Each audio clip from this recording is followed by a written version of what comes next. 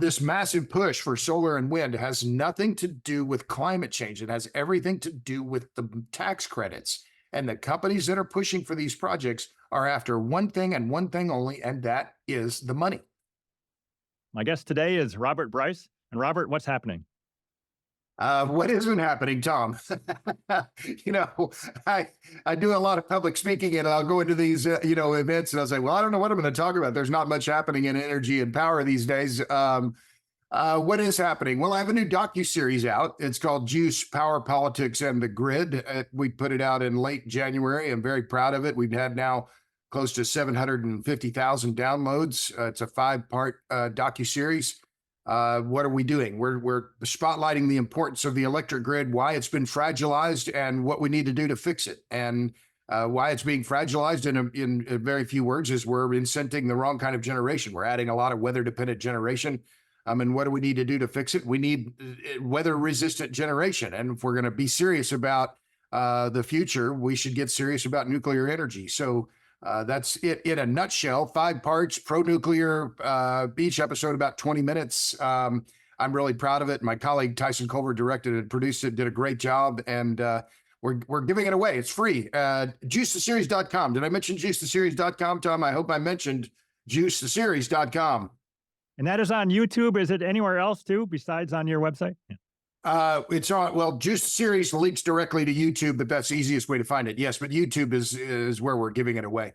Okay. And the opening episode is about the Texas blackout, right? I watched that one. Yeah. That's right. Yeah. And that was the motivation for us to do this project, was that my colleague Tyson Culver and I both got blacked out in Austin here in 2021. And after the blackout, we started understanding, and Bill Magnus from ERCOT, the Electric Reliability Council of Texas, then a few days later said that the whole grid in Texas came within 4 or 5 minutes of complete shutdown.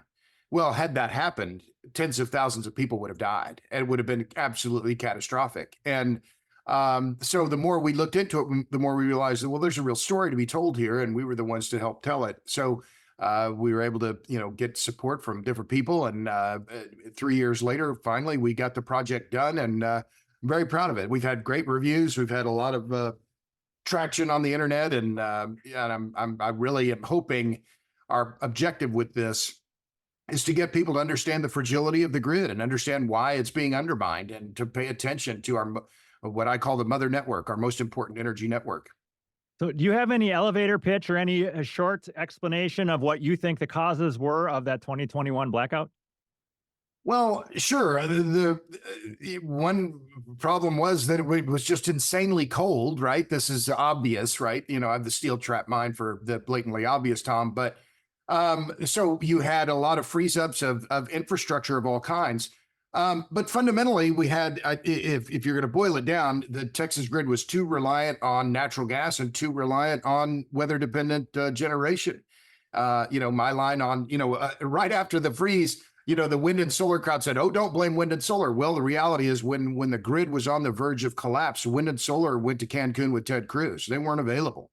And it's absolutely true as well that a lot of gas infrastructure froze up, and some of the gas infrastructure that was supposed to be delivering gas couldn't, because it didn't have enough power. So the other big theme that's often ignored in the freeze of Winter Storm Uri was that the natural gas grid and the electric grid have become very much interdependent. And because of federal regulations, in many cases, natural gas producers were using electric pumps to move their gas to the power plants, but then to save power, in ERCOT and the grid operator cut off electricity to the natural gas plants. So, it revealed the many vulnerabilities in the grid in Texas, and those same vulnerabilities are obvious all across the country.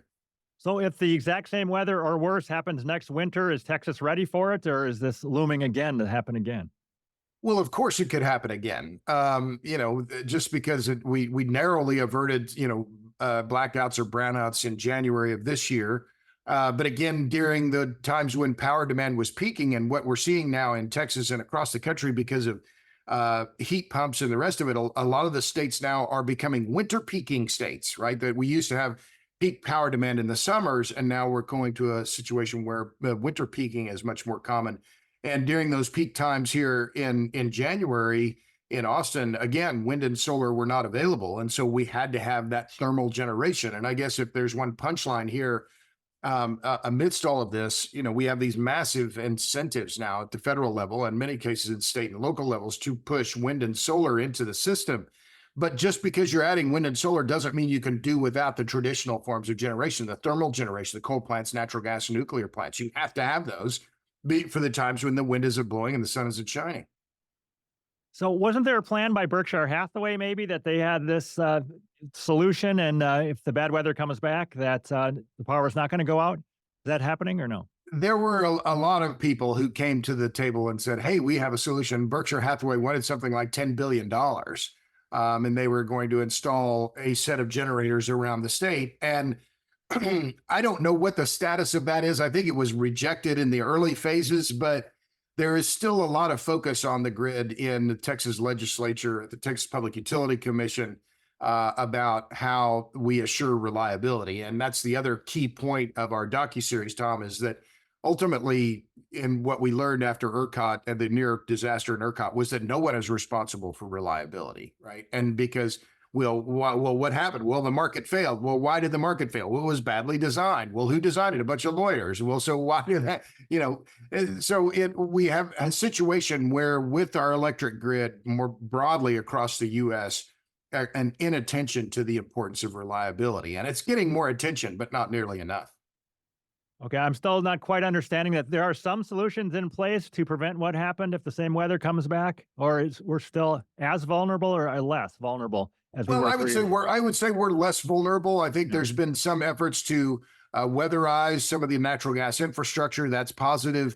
I think there have been some, there has been attention on the critical vulnerabilities in the Texas grid. But, excuse me, but remember, Tom, what we're seeing more broadly across the U.S. is not just about Texas, but look at what's happened in California, where California has had these blackouts because their system is becoming increasingly fragile. Or look at Winter Storm Elliott during Christmas of 2022, where the gas grid in New York City almost failed. Well, why was that? It's because they're not investing in that infrastructure either. So I'm interested. I want your people to listen to and watch our Juice the Series, and all 5 episodes.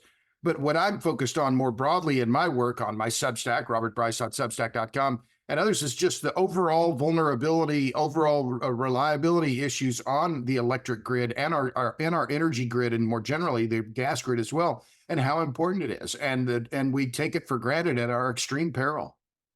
So there are a lot of threats to the grid, including maybe EMP and terrorism and bad weather and all sorts of things. Which ones do you think are the pose the most danger to us? That's a good question. One that I haven't had before, Tom. I don't want to make too much of this, but the grid is vulnerable on a lot of different levels, and weather is one of them. And at EMP, I'm not as concerned about that. If some bad actor has a nuclear warhead, the electric grid is going to be only one of many concerns that we have, right? So, but make no mistake, we could also, an EMP could be for a naturally occurring event as well from the sun. So that's always a possibility.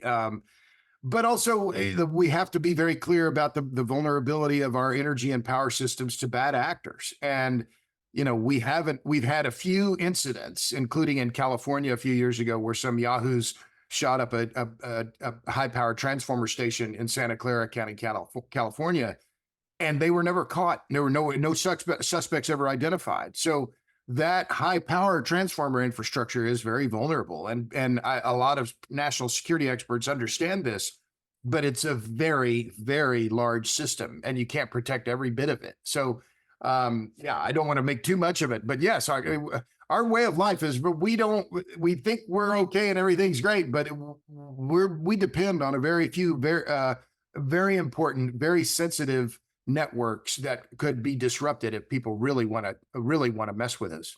So do you think it's really important for individuals to try to sit down and think, okay, if the power goes out for 3 weeks, what am I going to do? How am I going to heat my house? All that type of stuff? Oh, absolutely. Yeah. And I wouldn't call myself necessarily a prepper, but am I thinking about getting a standby generator? You bet I am. I live in central Austin, and we've had 3 extended outlet power outages at our house in the last 9 months. Not necessarily even from extreme weather. Well, one day it was really hot, and we had a transformer went out. But we were without power for 8 or 9 hours, and we had one just the other day when the weather was just calm and not, no problem. So I'm thinking about getting a Generac. Hell yes. But I mean, because of we had freezing rain and we had sub freezing temperatures here in Austin for about 6 days in a row. Now I've lived in Texas for a long time, about 40 years. I've never seen it stay that cold that long. But again, that doesn't mean it can't happen again, Tom. And so, one of the things that's important to understand about how we make sure the grid remains reliable is you have on-site fuel. And I'm pro natural gas, but Meredith Angwin, who's one of the stars of the podcast or the stars of the docuseries, she underscores what she calls the fatal trifecta, which is over reliance on weather dependent generation, over reliance on imported electricity, and over reliance on just in time natural gas. And I think it's a really sharp way to think about these issues that we've made ourselves vulnerable, and that fatal trifecta is one of the ways we're vulnerable. So if it's just in time delivery of natural gas, how do you overcome that? You have on-site fuel, whether that's oil-fired generators, whether that's coal-fired generation or nuclear power plants. Those are your options. Yeah, I was just going to bring up Meredith Angwin. It sounds like she is one of the voices or one of the people who really understands what's happening, and we should be listening to her. Who else is on that list that you can think of? Well, sure. Well, Emmett Penny, my friend, who's the editor of Grid Brief, he does a fantastic job in his appearances on camera. Just a very sharp. He's also just this appealing character, right? He's got a shaved head, and he's in his 30s. He's got these big muscles. He's an arm wrestler, and a very interesting cat. But he's also very clear about the grid and the challenges facing the grid.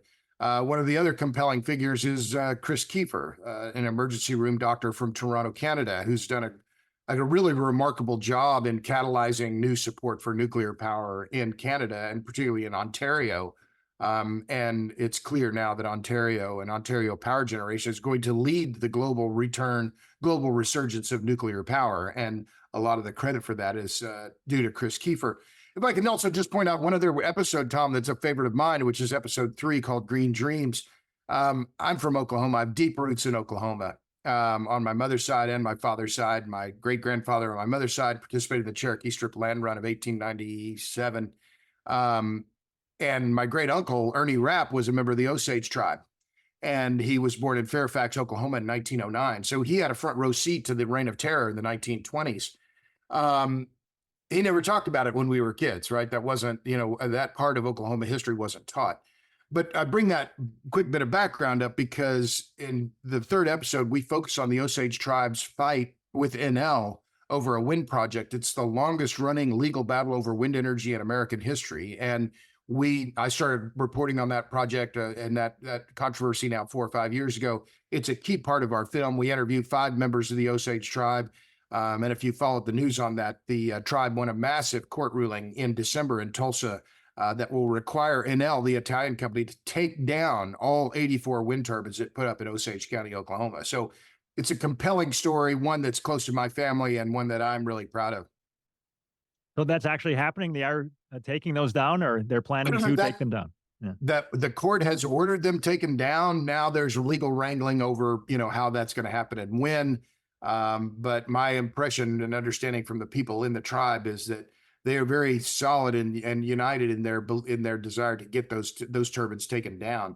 And the tribe is also going to seek compensatory damages for the violation of their mineral estate by Enel.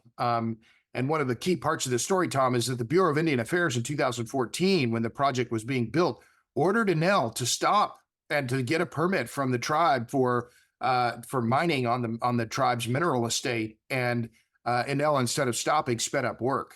And so now the tribe is going to seek compensatory damages. And I asked the head of the Osage Minerals Council, Everett Waller, how much are you going to ask for? And he said, I'm not going to tell you, but it rhymes with millions.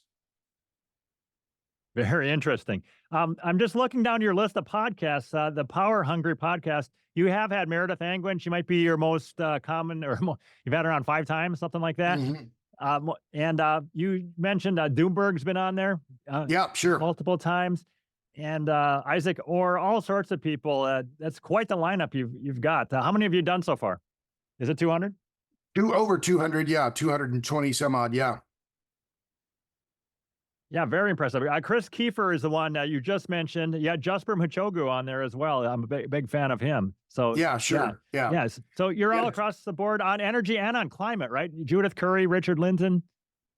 Yeah, and I want to have a variety of guests, and I've done that. And but I'll tell you, as well, Tom, as you know, the podcast, it's a lot of work. And actually, I'm going to give it a break. I'm going to go on hiatus for a little while on the podcast because I'm just so busy with my speaking and other writing projects. But I've been.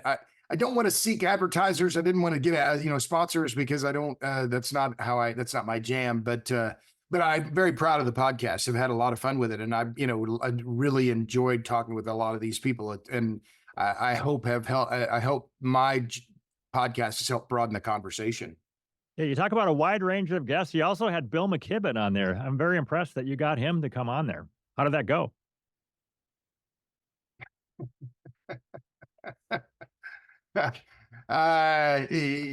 Tom, it was an interesting discussion. I feel like Bill has been very active and he's raised a lot of money, and I think he is, give him due credit for his activism. But I disagree with him on pretty much everything. Okay. Yeah, it's good to have these open conversations, though. I'm glad you had that one. So let's see. What else would you like to mention here? Well, I think more broadly, I've been changing kind of the focus in my career and what I've been talking about and what I'm doing, and I've gone to Substack. I've written 6 books, and my latest is Question of Power, out in paperback now, Electricity and the Wealth of Nations. And so my purpose and my passion, Tom, has been to focus on energy and power and to get people to understand them better. And so what I've done really in the last now almost year and a half is focus almost all of my writing on Substack, because after many years of writing pieces for other outlets, whether it was The Hill or the Wall Street Journal or, Real Clear or elsewhere, I always was feeling like I had to try and please an editor, someone else who, could approve and say, oh, well, this is good, we'll take this, or we don't like it, you'll go somewhere else. And with Substack, I don't have to do that. All I have to do is please myself. And that there's a real deeply rewarding aspect to that, Tom, that I find has been very liberating and really helping me find exactly my own voice and write it in the way that I want to write it, not the way someone else thinks it should be written. And that has been really gratifying. So as you're going around doing your public speaking, who are you speaking to? Oh gosh. I mean, this year I have, it's only March and I have 28 engagements on my calendar. So, I'm speaking at an event in Tyler, Texas, to the Tyler Chamber of Commerce, the Michigan Electric Cooperative Association, talking to an infrastructure company called Centuri. I'm doing a debate on nuclear power at Colorado Mesa College. Then I'm going to Benedictine College to talk about energy humanism in the age of climate catastrophism. Garfield County, Colorado, Illinois Municipal Electric Agency, a lot of public power, public entities. And I like talking to them, Tom, because I'm a big believer in public ownership of energy infrastructure. I think it's important, and it's something. In a lot of countries, you just have gigantic corporations that are, that are controlling the entire electric and energy infrastructure. And I really think the American model of having diffused ownership is important. So as you are speaking in public, do you get a lot of protesters showing up that they don't want to hear anything about energy they don't agree with? Or is it... Well, interesting. I spoke a couple of weeks ago now in Washington at the National Association of Regulatory Utility Commissioners, which was a great opportunity for me. And these are, of course, state level regulators like public service commissions, public utility commissioners. And 1,800 people or so, a standing room only audience. And I just gave them, exactly the same presentation I've given to a lot of other groups talking about the energy transition. What energy transition? And afterward, I'm not bragging here, but several dozen people who were regulators with utility commissions come up to me and say, thank God you are here. We've never heard this kind of messaging before. We've never heard your numbers before. We've had a lot of other people talking about, energy transition, but you really gave us numbers. But on Twitter, oh my gosh, a few of these NGOs just had an absolute hissy fit, Tom. I mean, they were just no protesters in the room. And if they were there, I would have been happy to say, yep, come on up here. Let's explain to me how you're going to run the world on unicorn farts and fairy dust, right? But that hasn't happened and I think it's partly because I'm an independent journalist now. What are you going to say about me? I don't work for anyone. I work for myself. And you can dislike the message, but your protest is going to ring hollow because I'm not carrying water for anyone. I'm presenting the numbers. But anyway, it was just funny. These Twitter guys, having a hissy fit because one of the guys who was having the biggest hissy was for Earth Justice, which is a dark money outfit based in where else? San Francisco. They operate on a budget of $150 million a year, and they're suing all these industrial plants, suing coal-fired power plants. They are, in my view, the epitome of the anti-industry industry. And the anti-industry industry is absolutely enormous, and they don't get any kind of scrutiny. I've written about them a lot on Substack, but to me, in fact, I'm going to write another Substack about, these are the slides that caused the hissy fit at NARUC, and because I want to go straight at it. So do you think there are just tons of people who have really strong opinions on energy, or maybe they are in positions of power to make decisions about energy and they have no idea what's going on? I get that sense myself. Oh, I think that's definitely true. But I there's no doubt a lot of these policymakers, and I heard it myself, right? With them coming up to me and talking to me and saying, this is amazing, right? We've never heard your numbers before. And I made it clear over and over in my slides. These are not my numbers. These are the numbers. I'm not these are all from readily available public sources. I'm not making any of this up. These aren't my data sets. These are public data sets that I am converting into easily digestible comparisons that let you see what's going on. So there was a very clear to me, a sincere desire by policymakers to understand better what's going on. And that gives me hope. But, I also, got that sense too from these NGOs, including Earth Justice and Energy Innovation LLC, which is also based in San Francisco, that they do not want their narrative to be challenged, right? They don't want to have to debate these issues in public with numbers. Instead, they want to continue this, this media barrage around the fiction that we're going to suddenly change everything over to renewable or to wind and solar and batteries. And it's not going to happen. It can't happen. It won't happen because it can't happen. But they have a lot of support in the media and it's staggering amounts of money behind them. I mean, truly staggering amounts of money. But you do think there are a number of politicians who believe in this utopian future where we all drive Teslas and they provide battery backup at night. We're going to charge our Teslas at night using solar panels somehow. The whole thing doesn't make any sense, but they haven't really thought it through. Is that still true? Oh, I think there's a large cadre of politicians and more importantly, policymakers. Remember, because a lot of this agenda isn't being pushed through actual state assemblies and state legislatures. It's being decided by the bureaucracy, by the administrative state, and they are being swayed by these NGOs who have a lot of money. So is there a belief system around this faith in this fiction, around the faith in the fiction? That's the right way to think about it. But it's faith in this fictional utopia, or I would say it's a dystopia of massive amounts of wind and solar, carpeting rural America, and to drive this kind of vision of an alternative energy future. It just can't happen. It can't happen because of the physical constraints on the system. But just because it can't happen doesn't mean a lot of people still don't believe in this narrative. So you make a distinction there, an important one, between policymakers and the politicians, that there are unelected people that are making policy and they're kind of handing it over, and the politicians are rubber stamping it in some cases? Well, or ceding their responsibility to the administrative state. So remember, Tom, in California, this ban on internal combustion engines that went through just a few years ago, I guess 2 or 3 years ago, that will take effect, I think 2030 or 2032, something like that. That didn't go through the California Assembly and the California Senate. That was a measure that came from the California Air Resources Board, an unelected bureaucracy.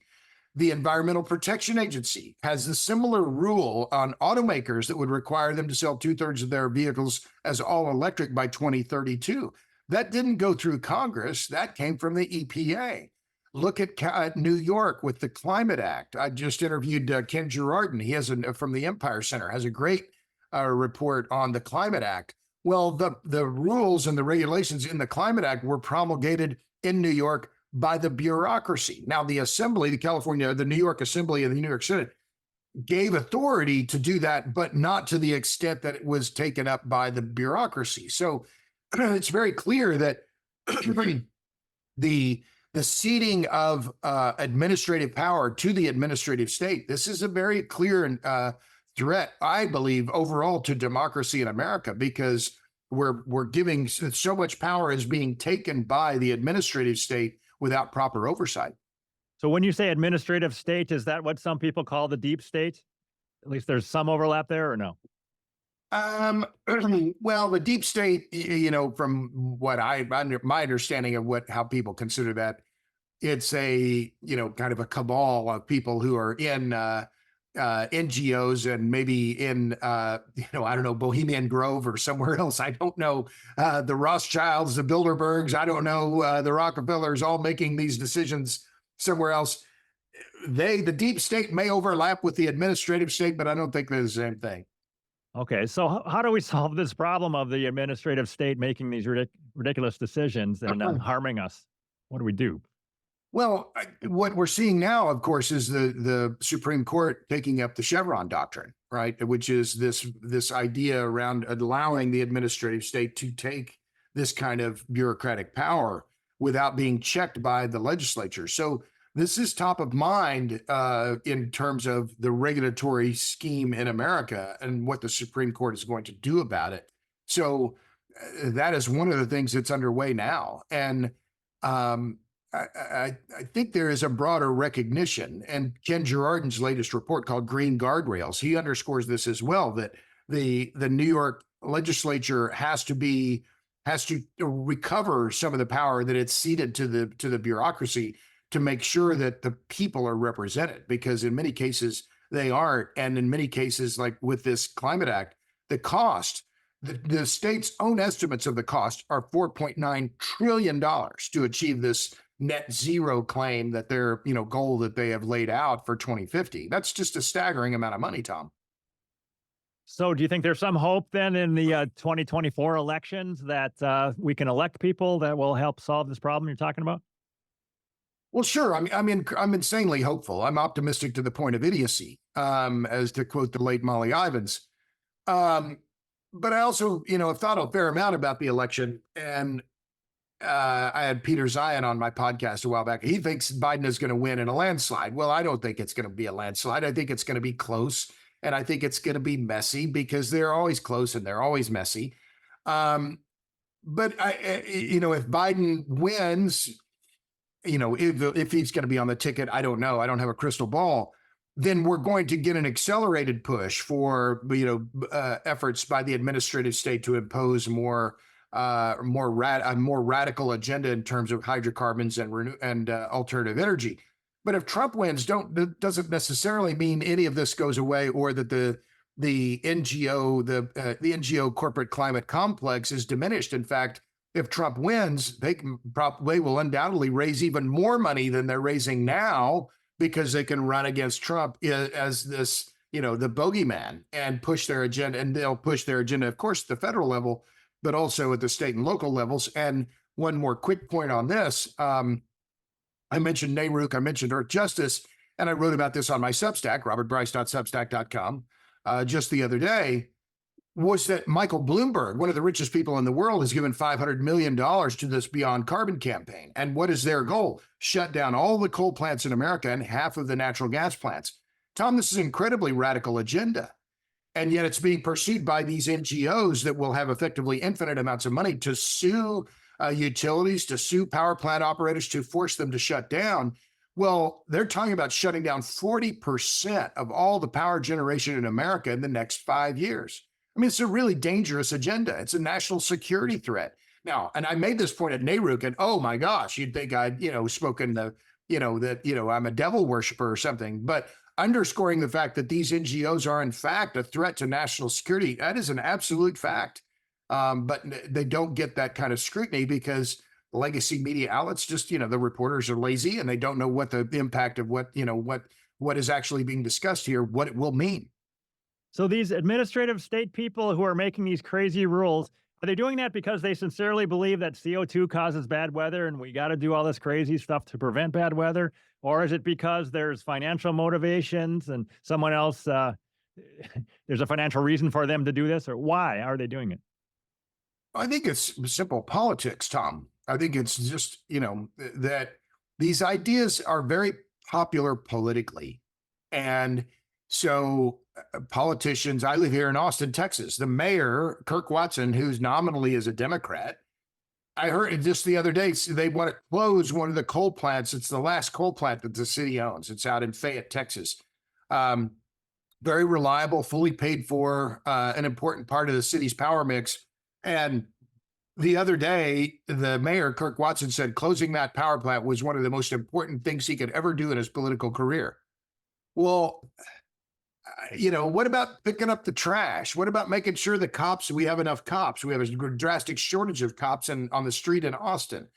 And instead he's saying, no, the climate is the most important thing he can possibly deal with. Well, I can't read his mind, but I think he's just playing to the crowd, right? And there's a very strong political base of operations in Austin that is these hard left climatists, and he wants to appeal to them because he knows they can give him money and political support. So, it's a very easy agenda to support, Tom, but the results of this agenda could be just incredibly ruinous. So, from my perspective, I think that the faith in the narrative and that climate crisis narrative is crumbling, and I think it's not going to be politically popular for much longer. Do you agree with any of that? I see it. I sense a shift. Now, I sense a shift on a couple of different fronts. One is a shift toward more nuclear power. I see a change in the conversation around it in Congress. I see a change in the belief in nuclear among younger people, and so that's very heartening. Some of that belief is motivated by concern about climate change, which is fine. And, in my view, you can be pro-nuclear despite whatever you think about climate change. And so, my view on climate change is a concern. It's not our only concern. And if we're going to be serious about protecting the environment, I'm all for nuclear power because if it has a small footprint. So there are many reasons why more and more people are focusing on the virtues of nuclear. And let me be clear, I'm very sober about the future of nuclear. It's not going to be cheap, quick, or easy. And we make that point in our docuseries, juicetheseries.com. Did I mention juicetheseries.com, Tom? I hope I mentioned juicetheseries.com. But I as far as the narrative and the politics around climate itself, I heard what you're saying, but I also watched this administration and their pause on LNG exports. And to me, that's an example of the climatists flexing their political muscle at the federal level. And I think it's just that clear about what that was about. It's about Biden seeking more campaign donations and appealing to a very narrow segment of the electorate that's going to help him fund his reelection campaign. So, how about this whole rate of renewable rejections? I think you had been keeping a database, and maybe you still are, about people fighting back against local projects successfully. How's that going? Yeah. Well, the fight is raging all across America, Tom. I mean, it's amazing to see how many rural communities are fighting back against these solar and wind projects. They're also fighting back against high voltage transmission. But yes, thank you for mentioning it. The Renewable Rejection Database, I've done this on my own time, on my own dime now for about a decade. The numbers now, we have over 620 rejections or restrictions of wind or solar projects in the U.S. since 2015. Some of the latest ones, I could look them up. The other day, Pottawatomie County, Iowa, placed very severe restrictions on new wind and new solar. Solar projects are now becoming much more, are facing much more resistance all across America. And local people are saying, we don't want these. A year ago, in March of 2023, I was in Christiana, Wisconsin. It's about an hour west of Milwaukee, about 25 miles southwest, if memory serves, or southeast of Madison. It's a small town, a small township, in fact, Christiana Township. Some of the best farmland in Wisconsin, and so therefore some of the best farmland, most fertile farmland in the world. And that township is facing the prospect of having 7 square miles of their township covered with solar panels. And the narrative that's being pushed by a lot of these NGOs and now legacy media outlets is, oh, these rural rubes, they're being influenced by hydrocarbon money. The fossil fuel sector is pumping all kinds of money into these rejections, and that they're leading these people astray. And, wind and solar, they're so great. It has nothing to do with hydrocarbon money, Tom. This is local people looking out for their local interests, their neighborhoods, their view sheds, their property values, and they're pushing back. And it's all about the money. I couldn't be more cynical about this in terms of what was really at play here, which is big money, big corporations, big law firms, big NGOs, big academic outfits pushing wind and solar and trying to just inflict it on rural America. It's all about money. It doesn't have anything to do with climate change. So how about these cases where solar companies come in and they want to sign you up for 20 years, maybe at some big number of dollars per acre? What happens if they do that? They put up the solar panels and in year 3 they go bankrupt? Is that then what? I think that there is the key issue, and it's one that landowners and local communities are looking at very closely, because they are saying, well, what happens after decommissioning? And I was in Ida Township in Michigan in April of last year, again, talking with local people, farmers, local landowners, local merchants, and again, a massive solar project that was proposed for that township. And this is, again, an ag area, and the farmers all across America are saying, and farm communities are saying, we need to be preserving ag land. Well, in this case in particular, about the remediation. So the leases, as you say, for 20 years or so, but the farmers that I was talking to were saying, look, once they put those projects in place and they drive these piles into the ground to support the solar projects or solar panels, it's going to mess up the drainage in that land for generations. It's not something you're going to be able to fix anytime soon. So there's this short-termism that is very apparent with a lot of this very fragile, I would say, infrastructure of weather-dependent generation. Tom, I know your take on climate change. My view on this in terms of the grid is very simple. If we're facing more extreme weather because of climate change, we're hotter, colder, more extreme for longer, it's a height of idiocy to be making our most important energy network dependent on the weather. We need to make it weather resilient, not weather dependent. And yet all of the incentives out there, including under the Inflation Reduction Act, are to build infrastructure that is weather dependent. And I mean, it's just the North American Electric Reliability Corporation has pointed this out. We're making our grid more dependent on the weather. This is just madness from just a societal resilience standpoint. And yet it's getting very, very little attention. So when people want to fight one of these crazy projects in their neighborhood, they don't have to reinvent the wheel, right? Or there's a guy that was on my podcast named John Droz. I think he maybe gets consulted on something like that. Or what should they do? Or what's the first thing they should do if they want to fight something? Well, obviously, it's do their homework and understand the first thing I would say is make sure you understand you're not alone.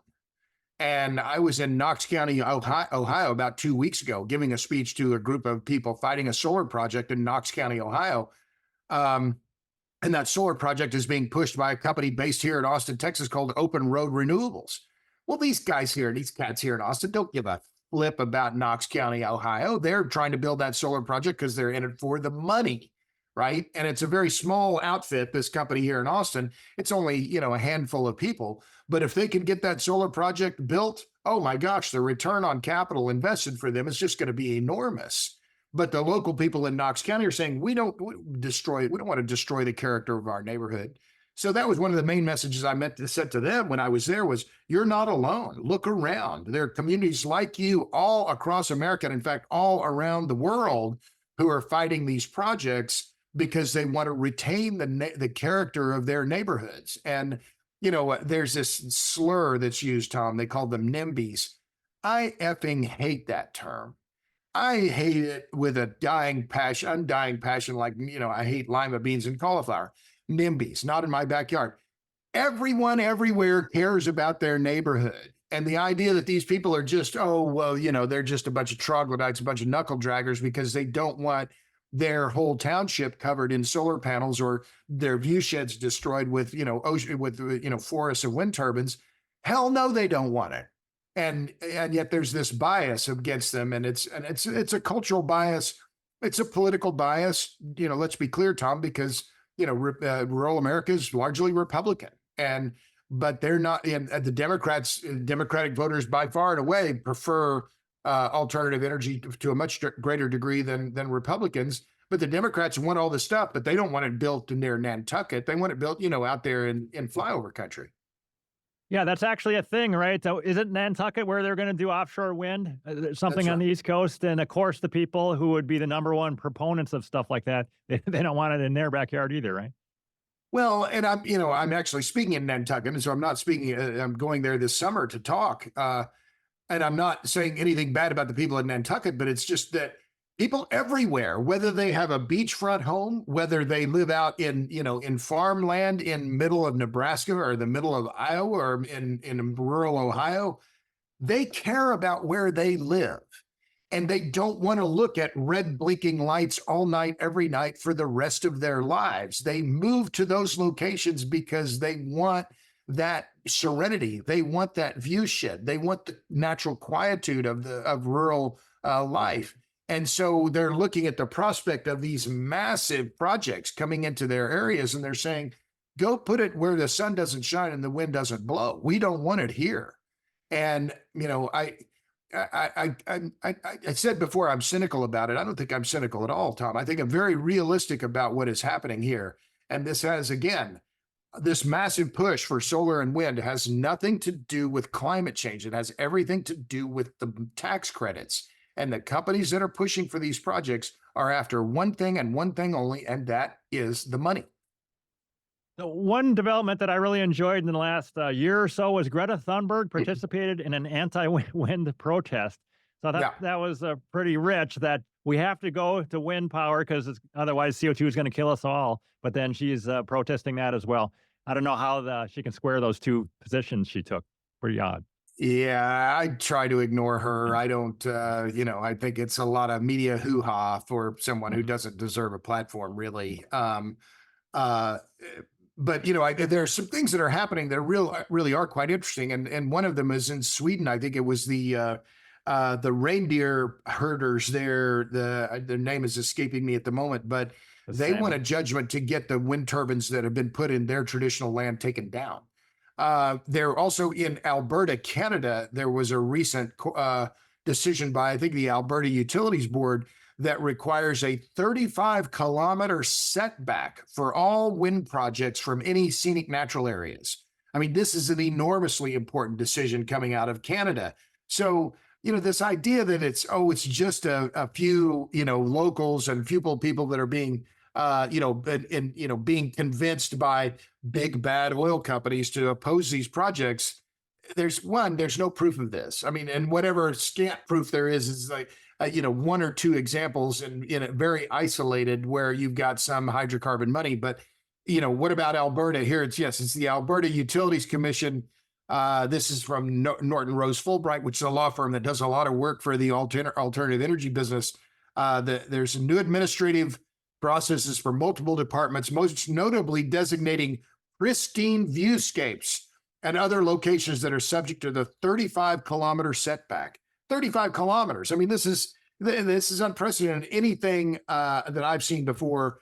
Right. It's the province is going to develop legislation establishing minimum 35-kilometer buffer around both protected areas and other pristine viewscapes for wind projects. Other types of renewable development within the buffer may trigger the need for visual impact assessment. I mean, this is just the reality. It's not my reality, not my numbers. This is the numbers. And, it's there's a very clear effort afoot to try and minimize and diminish this opposition to these projects all around the world, but particularly here in the US, because again, the money at stake is so enormous. And there still is a push to put up a lot of solar facilities here in Minnesota above the 45th parallel. And do you agree that's completely crazy? And nobody would do that unless there were subsidies, right? I don't see how that can make any sense, cost benefit wise, to do that. Yeah, well, in fact, in the docuseries in Juice, Power, Politics, and the Grid, we have Emmett Penny on camera saying that, talking about that these incentives for the production tax credit, the investment tax credit, they're so lucrative that, and I can quote him almost directly. He said the utilities aren't going to fight to keep up with their old coal plant, to keep it operating and keep it functioning. Instead, they're going to close it down because they can get these lucrative subsidies to build solar in Minnesota. And he says, and solar in sunny Minnesota, and it's a laugh line, obviously, but he's right on target. I mean, it's just exactly right. Why in the name of Peter, Paul, and Mary would you do that? Well, follow the money.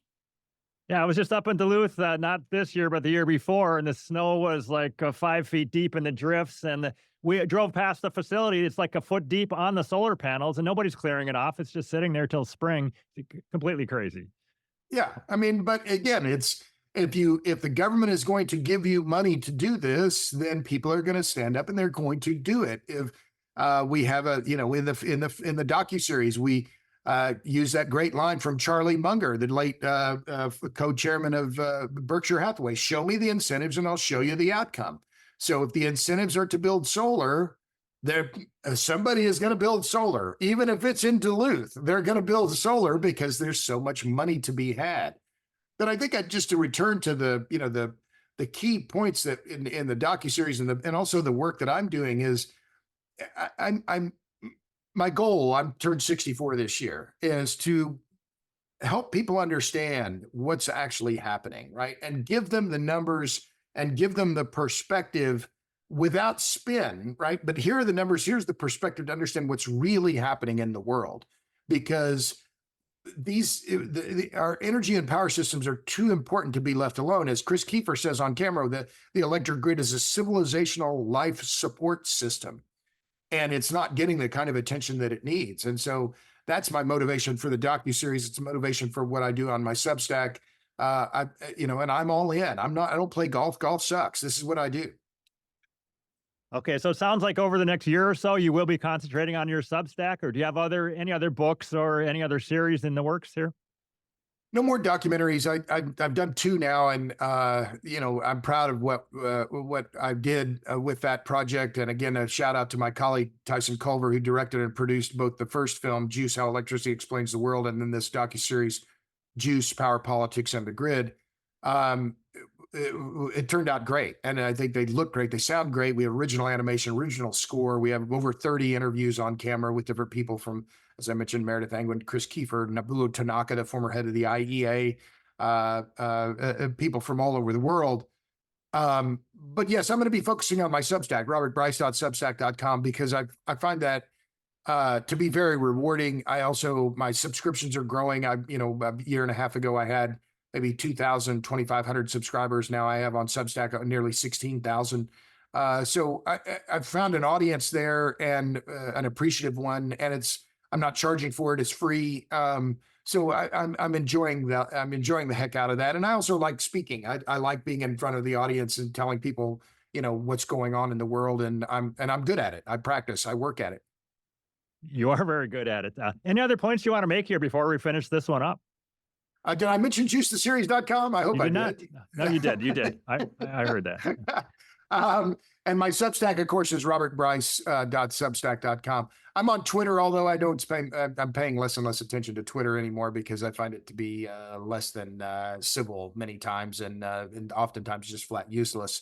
But I'm having great fun, and I'm on YouTube, by the way, as well. I'm on TikTok. Yeah, I'm on TikTok, Tom. I'm going to start doing some dancing on TikTok. So I'm trying to hit all these different media platforms because I want to reach my goal is to not just speak to the same people. I want to reach more people, right? I want to reach a different audience. I in particular want to reach a younger audience. So I love what I'm doing. I'm incredibly fortunate to do what I do, and I'm, flattered that you asked me to come on. So you are doing a bunch of short videos, right? They come up, I don't know where they come up for me. On Twitter, I think, I don't know if I'm seeing them there or on YouTube, but somehow I'm seeing you doing 60-minute little bits of video that are quite effective, I think. Yeah, there it is, right? Just, like this, 60 seconds. I call them about a minute. And because I thought, well, content is getting shorter and shorter, let me do about a minute. And so I did one. I'm proud of the docuseries, right? We've had about 750,000 views of our 5 episodes.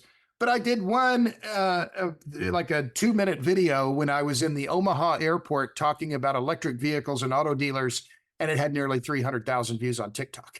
So, the world is changing, and so I'm trying to be adaptable. And these short videos, they're quick. I try to make them entertaining and try to make them easy, but people are busy. And so, yes, I put them on LinkedIn as well. That's where I post them on LinkedIn. Which is also, I think, been a very effective platform for me. All right. Very good. Thanks for taking the time. You're an entertaining guy to talk to. I appreciate it. And we'll talk to you next time. Thanks Robert a million, Bryce. Tom. See you soon. All right, goodbye. Take care.